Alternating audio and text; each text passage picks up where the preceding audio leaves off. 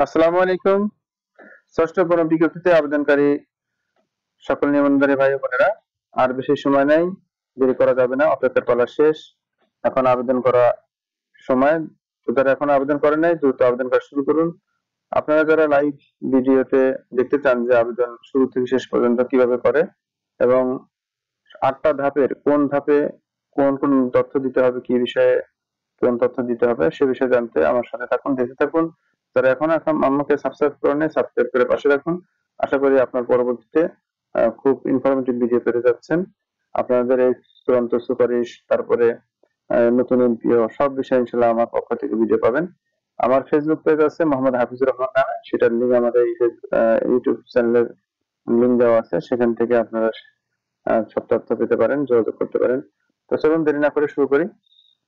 এখন দেখতে পাচ্ছেন যে আমরা ইন্টারেস্টের ওয়েবসাইটে আছি। এখান থেকে নিচের দিকে আসলাম, এসে আবেদনের লিঙ্ক দিলাম। দেওয়ার পরে আমরা এখানে নিয়মিত রক্ষণাবেক্ষণ কার্যকরের জন্য আজ রাত 11টা হতে 11:40 পর্যন্ত ফর্ম পূরণ ও জমাদান কার্যক্রম স্থগিত থাকবে। সাময়িক অসুবিধার জন্য আমরা আন্তরিকভাবে দুঃখিত। তো এখনো 4 মিনিট আছে, আমরা একটু চেষ্টা করি। তাহলে এখানে গেলাম, যাওয়ার পরে এখানে কততম নিবন্ধনকারী সেটা সিলেক্ট করব। তারপরে এখানে আমরা রোল দিয়ে দেবো, রোল দিলাম। দেওয়ার পরে এখন হচ্ছে বয়স বা জন্ম তারিখ এবং রোল দিয়ে ভেরিফাই ক্লিক করলাম। তো ভেরিফাই করার সাথে সাথে আমরা দেখতে পাচ্ছি যে পার্সোনাল ইনফরমেশন, ক্যান্ডিডেটের নাম, ফাদার নেম, মাদার নেম, এগুলো অটোভাবে আসে। তারপরে শুধু এখান থেকে জেন্ডার সিলেক্ট করতে হবে। তারপরে এখান থেকে বৈবাহিক অবস্থা স্ট্যাটাস সিলেক্ট করতে হবে। আর হলো ধর্ম বা রিলিজিয়ন। তো এগুলো দিয়ে আমরা এনআইডি দেবো, এনআইডি নাম্বার দেবো। দেওয়ার পরে নেক্সটে যাবো। তো নেক্সটে যাওয়ার পরে আমরা দ্বিতীয় স্টেপে চলে আসলাম। দ্বিতীয় স্টেপ হচ্ছে কন্ট্যাক্ট ডিটেলসে মোবাইল নাম্বার, ইমেল নাম্বার, এগুলো আগে থেকে সংগ্রহ করে রাখবেন। ইমেল নাম্বার তো দিবেন। দেওয়ার পরে এখান থেকে দেখতে পাচ্ছেন পার্সোনাল অ্যাড্রেস। তো পার্সোনাল অ্যাড্রেসে এখানে প্রথমে ভিলেজ, তারপরে কুমারদি পোস্ট, তারপরে কুমারদি থানা, তারপরে ডিস্ট্রিক্ট নাম, এগুলা সুন্দরভাবে এখানে লিখে দিবেন। দেওয়ার পরে এখান থেকে কোন ডিস্ট্রিক্ট সেই ডিস্ট্রিক্টটা সিলেক্ট করে দিবেন। এদিকে কোন থানা সে থানা, এবং আপনার পিছনে যে পোস্ট কোড আছে সেটা দিয়ে দিবেন। এভাবে পার্মানেন্ট অ্যাড্রেসের ক্ষেত্রেও একইভাবে আপনার দিয়ে দিবেন গ্রাম বা আপনি স্থায়ী ঠিকানার যে ঠিকানা সেটা, এবং জেলা সিলেক্ট করে দিবেন। এখান থেকে স্ক্রল করে তারপরে থানা দিবেন, পোস্ট দিবেন। দেওয়ার পরে এখানকার কাজ শেষ। পরবর্তী তৃতীয় ধাপে যাওয়ার পালা। তো আমরা তৃতীয় ধাপে আসলাম। তো তৃতীয় ধাপে দেখতে পাচ্ছি যে পুলিশ ভেরিফিকেশন, যেটা অন্য সময় ছিল না, এখন করা হয়েছে।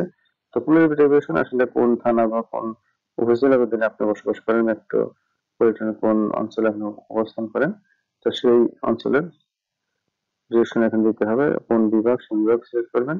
তারপরে কোন জেলা সেই জেলা সিলেক্ট করবেন। তো সেই জেলার কোন থানার অধীনে আপনি আপনার করাতে চান, ভেরিফিকেশন করাতে চান, সেটা এখান থেকে সিলেক্ট করবেন। করার পরে 3 নম্বর স্টেপ খুবই সহজ। তারপর চলে যাবেন চতুর্থ ধাপে। চতুর্থ ধাপে অ্যাড রিমুভ চয়েস। তো অ্যাড রিমুভ চয়েসে এখানে অল অথরিটিস আছে। অল অথরিটিস থেকে আপনি যদি মাদ্রাসার অধীনে আবেদন করতে চান তাহলে ডিএমই, যদি আপনি উচ্চ মাধ্যমিক শিক্ষা অধিদপ্তরের অধীনে যদি স্কুল কলেজ মাদ্রাসায় করতে চান তাহলে ডিএসএইচই। তো যেহেতু এখানে সহকারী মৌলভীর আবেদন করছি তাহলে ডিএমই দিলাম। তারপর অল লেভেলে এখন সব প্রতিষ্ঠান থেকে শূন্যপদ দেখাবে। আর এখানে পদবি দিয়ে দিলাম। তারপরে মাদ্রাসা সমূহের জন্য মাদ্রাসা দিয়ে দিলাম। দিয়ে কোন ডিস্ট্রিক্টের অধীনে আবেদন করা যাবে সেই ডিস্ট্রিক্ট এখান থেকে আমরা সিলেক্ট করে দেবো। তো যে ডিস্ট্রিক্টের শূন্যপদগুলো আমরা চাই সেই ডিস্ট্রিক্ট দিয়ে দিলাম। দেওয়ার পরে সার্চ করলাম। তো এখানে 84টা আমরা শূন্যপদ দেখতে পাচ্ছি। তো এর মধ্যে থেকে অনেকগুলো আগে আমাদের এখানে টিক চিহ্ন দেওয়া আছে। তো এই টিক চিহ্ন যেগুলো দেওয়া আছে সেগুলোতে আমি আবার ক্লিক করি তাহলে সেটা আনচেক হয়ে যাবে। এই আনচেক হয়ে গেল। আর যদি এটাকে আবার আমি করতে চাই তাহলে আবার ক্লিক করলে এটা টিক চিহ্ন হয়ে যাবে। তো এইভাবে আমি প্রতিষ্ঠানগুলো এভাবে আমার আরো যদি লাগে সেখান থেকে সিলেক্ট করবো। তো সিলেক্ট করে আমি পরবর্তী অপশনে যাব। তো এখানে আমরা রিমুভ, অর্থাৎ এখানে শুধু অ্যাডই করা যায়। তো রিমুভ করার ক্ষেত্রে শুধু এখানে ডাবল ক্লিক করলেই, ক্লিক করলে রিমুভ হয়ে যায়। তো আমি 40টা প্রতিষ্ঠান এখানে অ্যাড করার পরে এখন আমি পরবর্তী অপশনে যাব। তো পরবর্তী অপশনে এই প্রতিষ্ঠানগুলো রিঅর্ডার করা বা এই চয়েসগুলো সাজানো করা। তো এখানে দেখতে পাচ্ছেন যে 40টা প্রতিষ্ঠান অলরেডি এখানে সাজানো আছে। তো সেটাকে যদি আপনি চেঞ্জ করতে চান তাহলে এখানে কলাম ভাবে শো করায়, যেমন মনে করেন আল্লাহাবাদ দাখিল মানুষ, এটা 2 নম্বর আছে, আপনি 1 নম্বরে নেবেন। তো এখানে রোতে ক্লিক করলে উপরের দিকে এখানে আল্লাহাবাদ উপরে চলে গেছে, আবার যদি নিচে নিচে আসবে, আবার নিচে নিচে আসবে, আবার এটাকে ডবল ক্লিক করলে এখান থেকে ডিলিট হয়ে যাবে। তো এইভাবে কম বেশ করে আপনি স্থান নির্ধারণ করে পরবর্তী অপশনে যাবেন। তো পরবর্তী অপশনে যাওয়ার জন্য আমি আবার শীর্ষের দিকে চলে আসলাম, নেক্সট ক্লিক করলাম, করার পরে এখান থেকে আমরা এই যে জয়েনিং প্রিফারেন্সে হচ্ছে দেখাবে যে আপনি এই চয়েসের বাইরেও চাকরি করতে চান, যদি চান তাহলে এগ্রি দিবেন, আর এখানে আপনি কোন প্রতিষ্ঠানে চাকরি করতে চান সেগুলা সিলেক্ট করে দিবেন। দেওয়ার পরে এখানে নেক্সট যাবেন। তো নেক্সট যাওয়ার পরে এখানে দেখতে পাচ্ছেন যে 7 নম্বরে ফটো এবং সিগনেচার আপলোড। তো ফটো সিগনেচারকে আপনি এখান থেকে ক্লিক করবেন, ক্লিক করে ফটো যেখান থেকে আসে সেখান থেকে এখানে আপলোড করে দিবেন।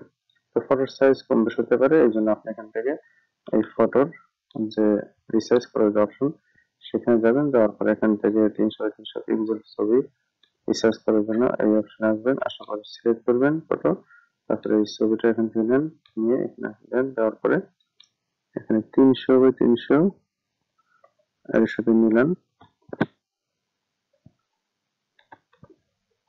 তো এখন এরকম দেওয়ার পরে আপনার মিডিল হলে এটা যদি মিলে যায় তাহলে এখান থেকে আপনি নিচে দিকে আসেন, আসার পরে ডাউনলোড করেন।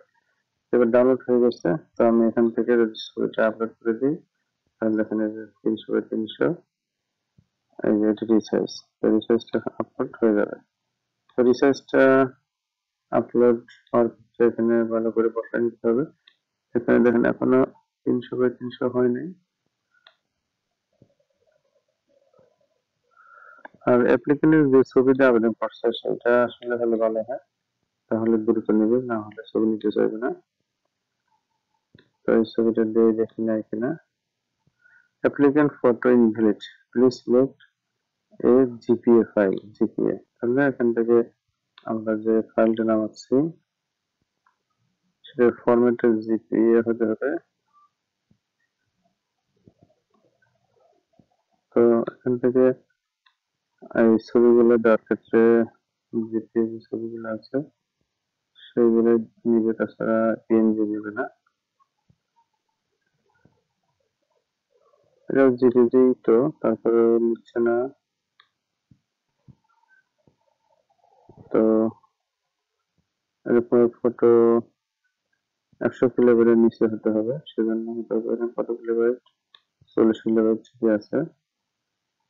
তো ফটো, এবার সিগনেচার এখান থেকে সিলেক্ট করবেন, করার পরে এখানে সিগনেচারটাও একইভাবে রিসার্চ করবেন, করে এখানে আপলোড করে দিবেন। এখানে বলছে আনডিফাইন্ড, তাহলে এখানে